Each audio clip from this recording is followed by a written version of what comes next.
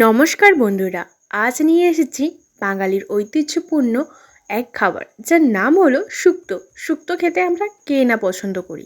শুক্তো আমরা বেশিরভাগ বিয়েবাড়ি অনুষ্ঠানে খেয়ে থাকি। আর বিয়েবাড়ি অনুষ্ঠানের মতন যদি আপনারা বাড়িতে শুক্তোর রেসিপি বানাতে চান তো অবশ্যই আমার ভিডিওটা আপনাদের পুরোটা দেখতে হবে। এইরকম লোভনীয় শুক্তো বানাতে আমি নিয়ে নিয়েছি আলু, এখানে নিয়ে নিয়েছি কাঁচকলা, গাজর, শিম আর সজনে ডাঁটা, বেগুন আর তার সাথে নিয়ে নিয়েছি করলা। মশলার মধ্যে নিয়েছি কাঁচা লঙ্কা, আদা, জিরে, ধনে গুঁড়ো আর এখানে নিয়ে নিয়েছি 2 চামচের মতো পোস্ত আর 1 চামচের মতো সর্ষে। এগুলোকে ভালো করে পেস্ট করে নেব শিলনোড়াতে। আর এখানে আলু আর গাজর ভালো করে সেদ্ধ করতে দিয়ে দেব, কারণ কি আলু গাজরটা একটুখানি সেদ্ধ করে নিলে খুব ভালো হয়। আলু গাজরটা সেদ্ধ করতে করতে এখানে আমি কড়াইয়ে দিয়ে দিলাম প্রথমেই তেল। সমস্ত সবজিগুলো একে একে ভাজার জন্য সবার প্রথমেই দিয়ে দিলাম কড়াইয়ে যে আগের থেকে ছোট ছোট করে করলাগুলোকে কেটে রেখেছিলাম সেই করলাগুলোকে একটু লাল লাল করে ভাজার চেষ্টা করবেন, নয়তো কি হয় করলা যদি কাঁচা থেকে থাকে তাহলে কিন্তু তেতো লাগবে। আর বেশি পরিমাণে করলা দিতে হবে না, একটা ছোট্ট করলা কেটে দেবেন তবেই যথেষ্ট। তো একে একে সব সবজিগুলোকে চলুন ভেজে নেওয়া যাক। করলাটাকে ভালো করে ভাজার সময় তেলে একটুখানি দিয়ে দিলাম হলুদ। আপনারা রান্নার সময় একটা জিনিস মাথায় রাখবেন যে তেলে আপনারা কিন্তু একটুখানি 1 চিমটির মতো হলুদ ব্যবহার করবেন, তাহলে তেলে কিছু সবজি দেওয়ার সঙ্গে সঙ্গে যে তেলটা চারধারে ফরফর করে ছিটে সেই তেলটা কিন্তু ছিটকাবে না। তাহলে আপনারা রান্নার প্রথমেই কিন্তু একটুখানি হলুদ ব্যবহার করবেন। সেই গল্প করতে করতে কিন্তু আমার করলাগুলো ভাজা হয়ে গেল। এরপর ভেজে নিলাম বেগুনটাই কিন্তু আমি নুন হলুদ কিছুই মাখাইনি, কিন্তু করলা ভাজার সময় কড়াইয়ের মধ্যে নুন আর হলুদ যেহেতু আমি দিয়েছিলাম সেহেতু একটুখানি নুন আর একটুখানি হলুদ ছিল। আর এই যে আমি দেখতেই পাচ্ছেন কেমনভাবে সেদ্ধ করেছি আলু আর গাজরটাকে, খুব অল্প পরিমাণে সেদ্ধ করেছি, বেশি সেদ্ধ করা চলবে না।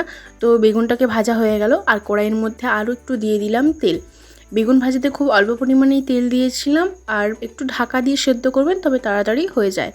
এরপর এর মধ্যে দিয়ে দিলাম কাঁচা কলা আর তার সাথে দিয়ে দিলাম শিম আর তার সাথে দিয়ে দিলাম সজনে ডাঁটা আর এর সাথে দেব একটুখানি লবণ।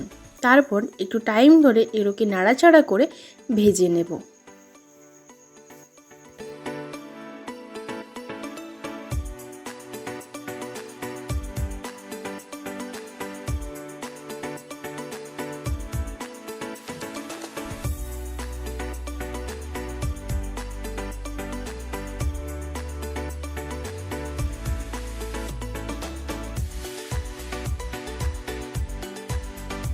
এই সবজিগুলো ভাজা হওয়ার পর আগের থেকে সেদ্ধ করে রাখা গাজর আর আলু এর মধ্যে দিয়ে দেব।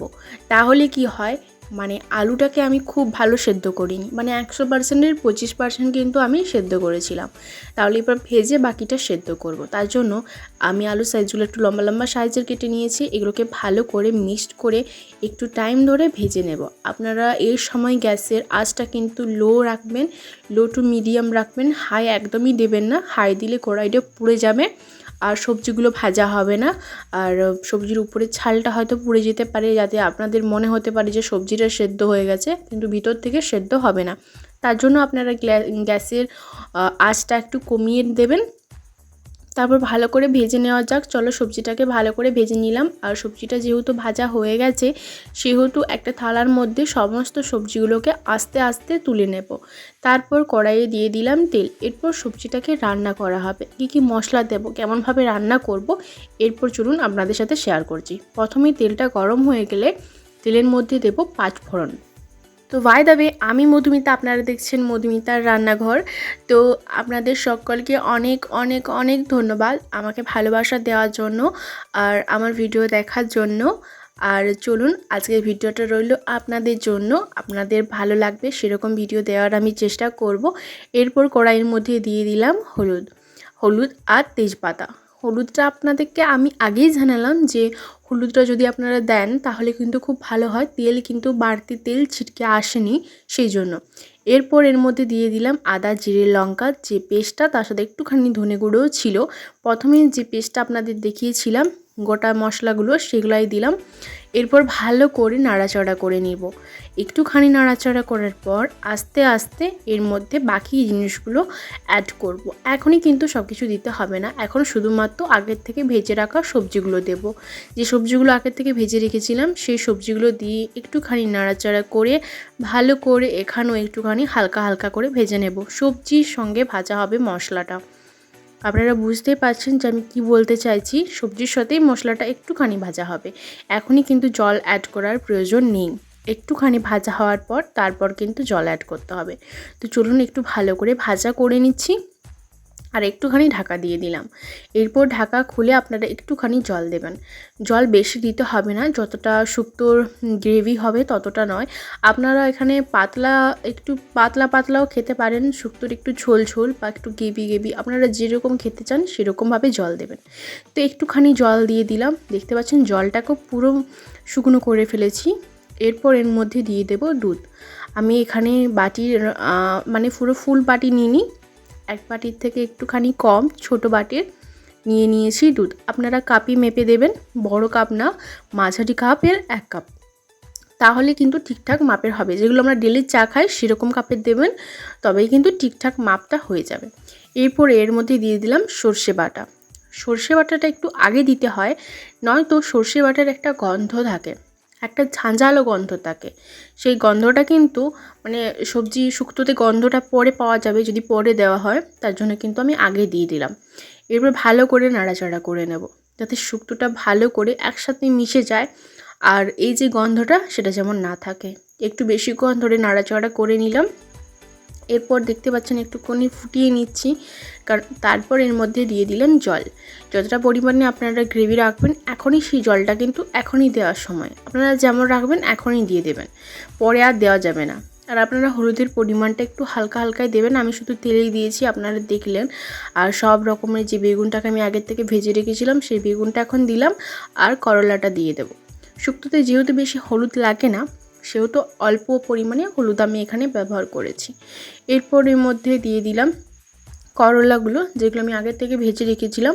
আপনারা সব মশলা আর সব সবজি কিন্তু একসাথে নাড়াচাড়া করে রান্না করছিলেন, কিন্তু বেগুনটা যেহেতু অনেক নরম হয় পুরোটা মিশে যাবে বলে বেগুনটাকে তুলে রেখেছিলাম। আর করলাগুলোকে আগের থেকে দিইনি, কারণ ওগুলো তিতো লাগতে পারে, ভেজে ভালো করে তুলে রেখেছিলাম। এরপর একসাথে মিক্সড করে ভালো করে ফুটিয়ে নেব। এরপরে আপনারা একটু 15 থেকে 20 মিনিট কিন্তু ফুটিয়ে নিতে পারেন। এখন যেহেতু পোস্ত এখনো পর্যন্ত দেওয়া হয়নি, তো আপনারা এখনই ফোটাতে ইচ্ছে হলে এখনই ফুটিয়ে নেবেন, কারণ কি পোস্ত এই যে দিয়ে দিলাম এরপর কিন্তু আর ফোটানো চলবে না। পোস্তটা দিয়ে একটুখানি নাড়াচাড়া করে নিলে রেডি হয়ে যাবে শুক্তো। তো আজকের এই ভিডিওটা আপনাদের কেমন লাগলো আমাকে অবশ্যই কমেন্ট করে জানাতে হবে। শুধু ভিডিও দেখলে হবে না, কমেন্ট করেও অবশ্যই জানাবেন।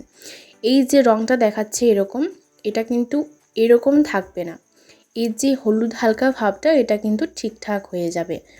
তো দেখুন একটুখানি ঝোলটা যখনই ফুটবে পুরো অরিজিনাল শুক্তো যেটা বিয়ে বাড়িতে আমরা খেয়ে থাকি ঠিক সেরকম স্বাদও হয়েছে। আমি এই রান্নাটা শ্বশুর শাশুড়ি মাকে গরম ভাতে সার্ভ করেছিলাম, ওনারা খেয়ে খুবই ভালো বললেন আর বললেন পুরো বিয়ে বাড়ির মতন লাগছে। তো আপনাদের এই রেসিপিটা খুবই উপকারী হবে, আপনারা অবশ্যই একবার ট্রাই করে দেখতে পারেন শুক্তোর রেসিপি। এখন যেহেতু নতুন সজনে ডাঁটা বেরোচ্ছে, এখনই কিন্তু শুক্তো বানানোর সময়, আপনারা অবশ্যই বানিয়ে দেখবেন। আমি লাস্ট পাতে দিয়ে দিলাম একটুখানি ঘরোয়া ঘি, যেটা আমার শাশুড়ি মা নিজের হাতে বানিয়েছেন ঘি। আপনারা যদি বাড়িতে কিভাবে ঘি বানাতে হয় জানতে চান অবশ্যই আমাকে কমেন্ট করে জানাবেন, অবশ্যই আমি শেয়ার করব আপনাদের সাথে। আপনাদের পছন্দ মতো ভিডিও দেওয়ার জন্য আমি সবসময় প্রস্তুত। আপনারা যেরকম ভিডিও জানতে চান, যে কোনো খাবার যদি আপনাদের করতে পারছেন না বা জানতে চান বাঙালিয়ানা খাবার, তো অবশ্যই আমাকে কমেন্ট করতে পারেন, আপনাদের জন্য অবশ্যই আমি ভিডিও বানাবো। তো আজকের এই শুক্তোর রেসিপিটা কেমন লাগলো অবশ্যই আমাকে কমেন্ট করে জানাবেন। যদি ভালো লেগে থাকে like comment share and subscribe অবশ্যই করে নেবেন। তো চলুন আজকের মতো বিদায়, পরবর্তী কোনো একদিন একটা নতুন ভিডিওর সাথে আবার দেখা করছি। তো চলুন দেখতে থাকুন, সঙ্গে থাকুন।